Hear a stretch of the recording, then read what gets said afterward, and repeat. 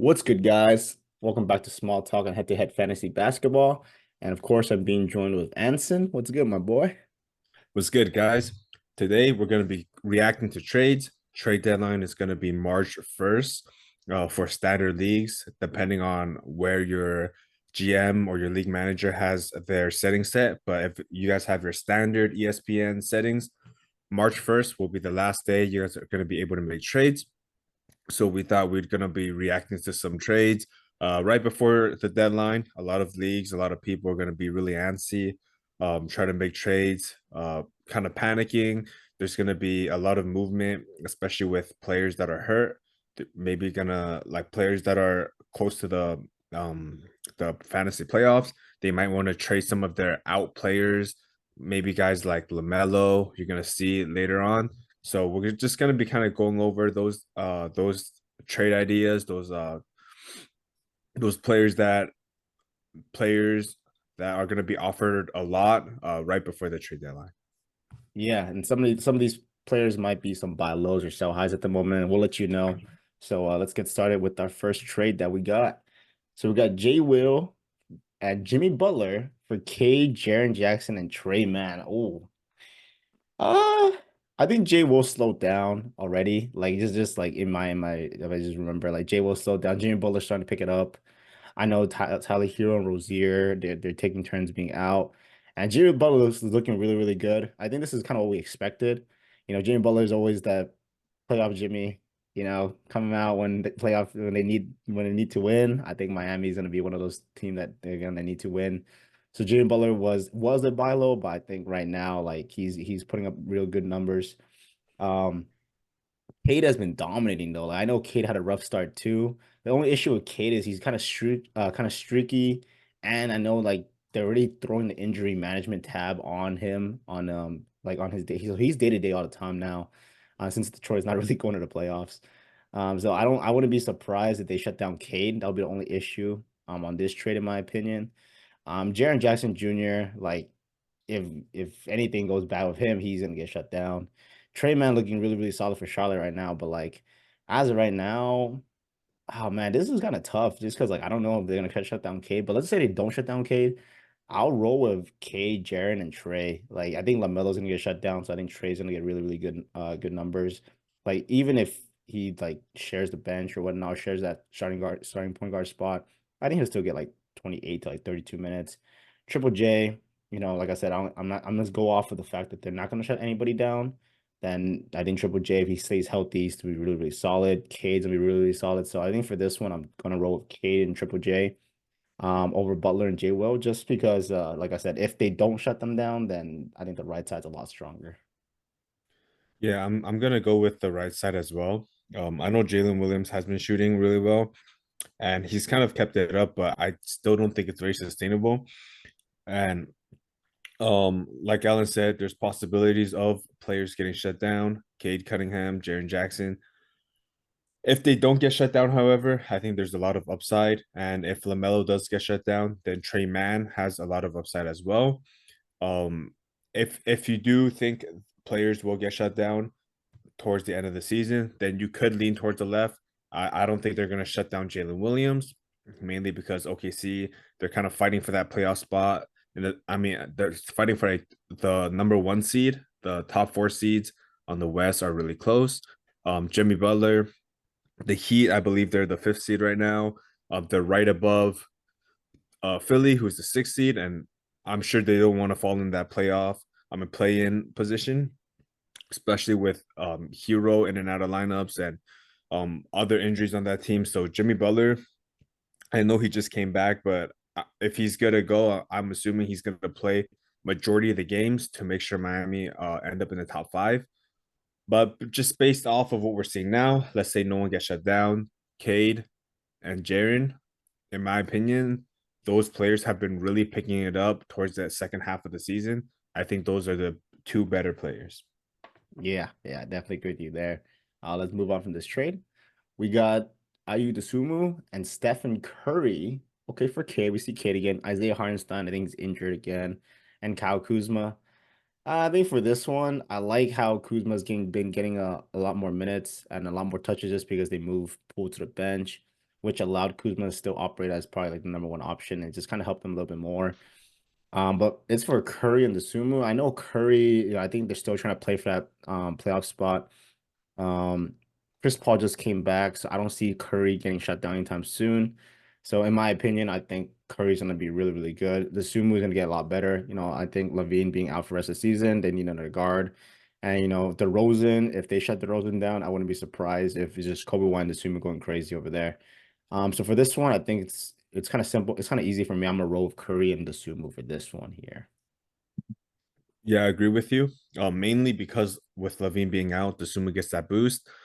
Curry and Cade, at this point, I think they're kind of similar in terms of value. However, if you're just looking at value, Cade and Curry are pretty similar right now in terms of how much they're producing.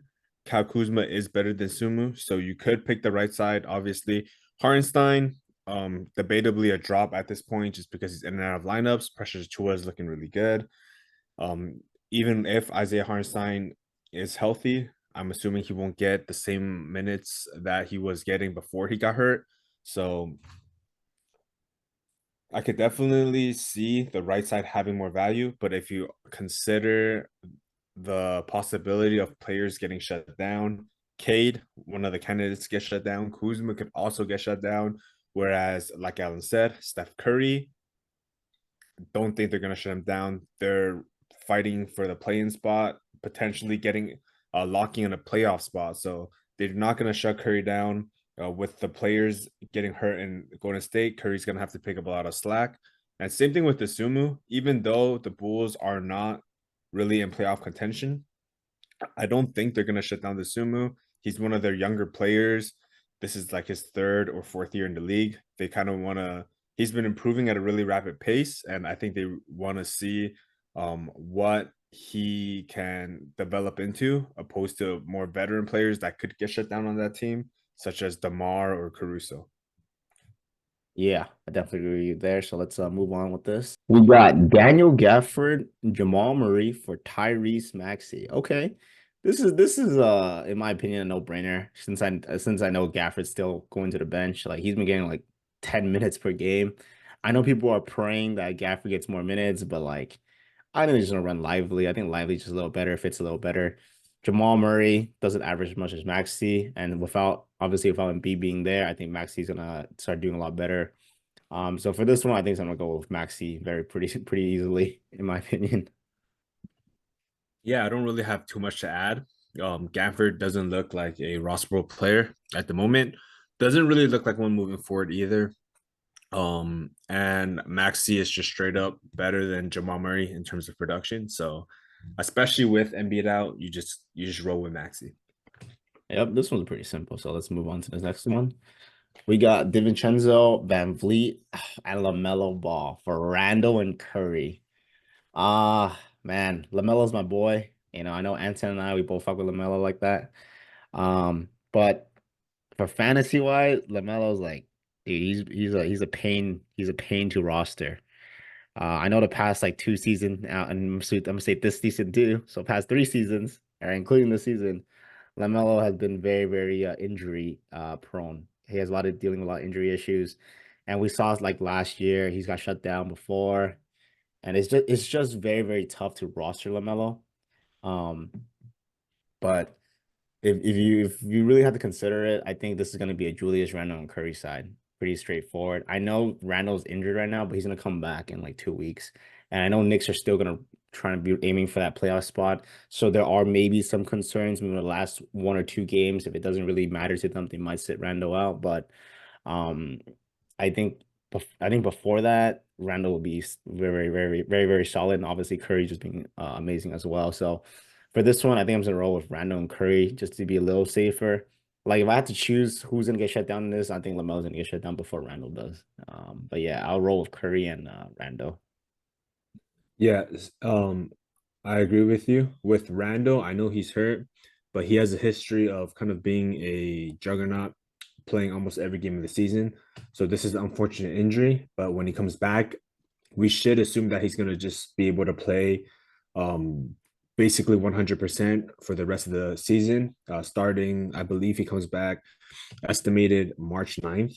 Whereas LaMelo, he was supposed to be back sooner, came back one game, missed the next 10 or 15. So with LaMelo, it's just too much question marks. And out of really any rosterable players in the league right now, I think LaMelo has one of the highest chances of being shut down. So LaMelo is super risky. I know when he's healthy, he probably averages the most fantasy points out of all of these players, but there's just too much question mark. And Randle and Curry are both really, really good. And if you look at the left side, they're also looking at Fred VanVleet, who he's another player, a good veteran player on a bad team. That's another player that could potentially get shut down so that younger players like Jalen Green or Jabari Smith, they can kind of get more touches, get more minutes. And I know Dante DiVincenzo has been really good, averaging close to 40 fantasy points per game, upper 30s. However, yes, he's been really good and he's been helping the Knicks a lot.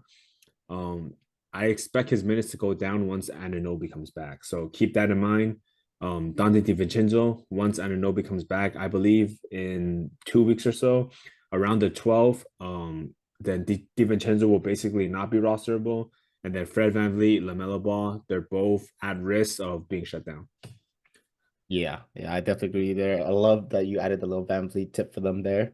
So that's a small talk secret for you guys. If you guys watch this video, there's your little gem. If you want to move Van Vliet, you guys could. It's just like I said, it's just a potential shutdown. We don't think, it's gonna be shut down until they announce it, but I wouldn't be surprised, like Anson said, right? Let's move on from this. We got, I think this is the final trade of the video. We got Gafford again and Duran for Mikal Bridges. Yeah, Gafford, get him out of there. Maybe swap him for somebody else if you're trying to take this trade. Maybe Duran +1, would be ideal. Maybe like Duran and quickly, if they have quickly, something like that for Mikal. I think that would be a lot better.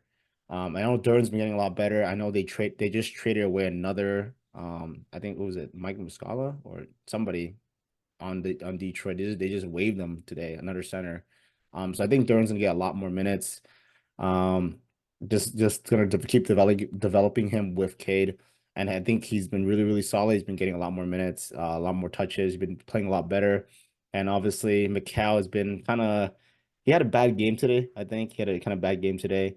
McCall is still very, very, I think, a little headache to have on your fantasy team just because he is very consistent. He keeps playing, but his numbers are just either he drops like 70 for you or he drops like 30. And it's very difficult to see a consistent stat from him. But I think he's still developing well. I don't think they're gonna shut him down. What they might do is they might play him like 5 minutes and then they just pull him out like they did last season. Just to keep his streak alive. I think Mikal still hasn't really missed a game yet, right? But for this one, I think I'll just roll with Macau if it's just this trade straight up. Like I know Duran's good, but I think just roll with Macau here, in my opinion.